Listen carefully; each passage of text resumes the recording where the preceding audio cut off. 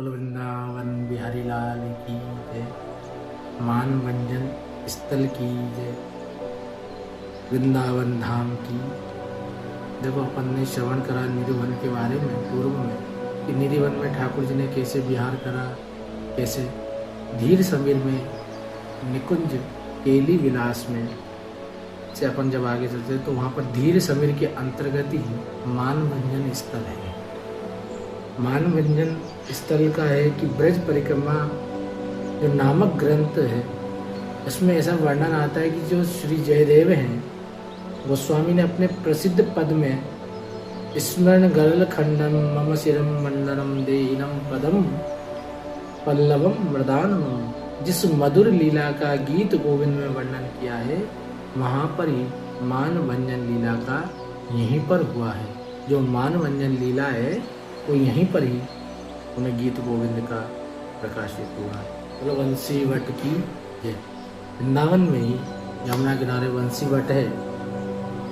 अमल प्रमाण श्रीमद् भागवत में भी इसका वर्णन है, जिसमें राधा कृष्ण को सखियों के साथ रास मंडल में प्रसिद्ध स्थली वंशी वट है और गोप कुमारियों की कात्यायनी की पूजा करने का जो फल प्रदान करने के लिए रसिक बिहारी श्री कृष्ण ने जो वरदान दिया था उसे पूर्ण करने के लिए उन्होंने अपनी मधुर वेणु की मधुर तान छेड़कर सारी गोपियों को अपने पास बुलाया। किसने? श्री ठाकुर जी ने। क्योंकि ठाकुर जी ने सारी गोपियों ने कात्यायनी देवी का व्रत करा था तो उनके फल स्वरूप उनको वरदान के रूप में मांगा था। जब वरदान के रूप में उनको मांगा तो ठाकुर जी ने वेणु छेड़ी तो सारी गोपियां जैसी अवस्था में थी जैसे थी, कोई पति को खिला रही थी, कोई बच्चों को खिला रही थी, कोई घर की सेवा एज इट इज छोड़ती हुई सीधे भगवान के पास आ गई। अब भगवान के पास आ गई तो भगवान से के पास आई तो भगवान ने उनको साना दिया, अरे तुम्हारे घर के पति हैं उनको छोड़कर क्यों आए। भगवान ने बड़े प्रलोभन दिए पर कोई गोपी मानी नहीं।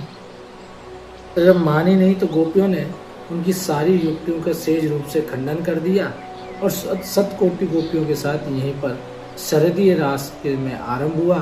2 गोपियों के बीच में एक कृष्ण और 2 कृष्ण के बीच में एक गोपी।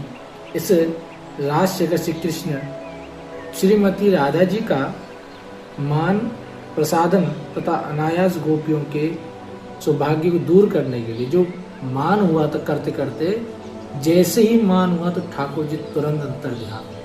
अब जैसे ही ठाकुर जी अंतर ध्यान हुए सारी गोपियां रोने लग गई। तो वहां पर कहते हैं जो विरह गीत गाया था क्या जयति ते दिकम जन्म ना बजा, जो ये विरह गीत है गोपी गीत जिसे अपन कहते हैं, रोते रोते उच्च स्वर में गायन किया तो सुनकर श्री कृष्ण वहीं प्रकट हुए जब उन्होंने ये सारी लीला करी। यहाँ पर उन्होंने मधुर शब्दों से गोपियों को कृतार्थ का प्रकट किया और अपने सर्वस्व त्याग करके तुम्हारा अवदान इसके तुम्हारा चिर ऋणी हो चुके हूँ जिससे मैं कभी भी नहीं चुका सकता। ये कौन? ठाकुर जी कह रहे हैं कि भैया आप लोगों ने जो विरह गीत गाया है इसका तो मैं बहुत बड़ा ऋणी हूँ। इसीलिए कहते हैं कि इसी ब्रजनाभ जो थे महाराज राजस्थली की स्मृति के लिए वृक्ष का रोपण किया। कालांतर में यमुना जी के अप्लावित हो गए 550 वर्ष पूर्व श्री गदाधर पंडित के शिष्य हुए मधु पंडित उनके एक शाखा को लेकर स्थान पर गाड़ दिया जिससे वह शाखा प्रखांड वृक्ष के रूप में परिणित हुई। यहीं पर भजन करते हुए मधु पंडित ठाकुर गोपाल नाथ जी को प्राप्त किया। इस समय वंशीवट के चतुष्कोण पर कोटे के चारों कोनों में 4 छोटे छोटे मंदिर हैं। आज भी वो मंदिर विद्यमान है। उनके क्रमशः रामानुज संप्रदाय, माधवा संप्रदाय, श्री विष्णु स्वामी और निम्बार्काचार्य की मूर्तियां प्रतिष्ठित है। आजकल इन मूर्तियों के बदले कुछ दूसरी मूर्तियां भी प्रतिष्ठित हो गई हैं। पहले इस स्थान को गौड़ीय वैष्णव संप्रदाय संभालती थी पर बाद में ग्वालियर के राजा गुरु ब्रह्मचारी ने इस स्थान का क्रय कर लिया, खरीद लिया। जब उसके बाद तब से ये स्थान निम्बार्क संप्रदाय के अंतर्गत में संचालित होता है पर आज भी ये नित्य वंशीवट महा ठाकुर जी विराजमान है जिसमें ठाकुर जी ने सब लीला करी।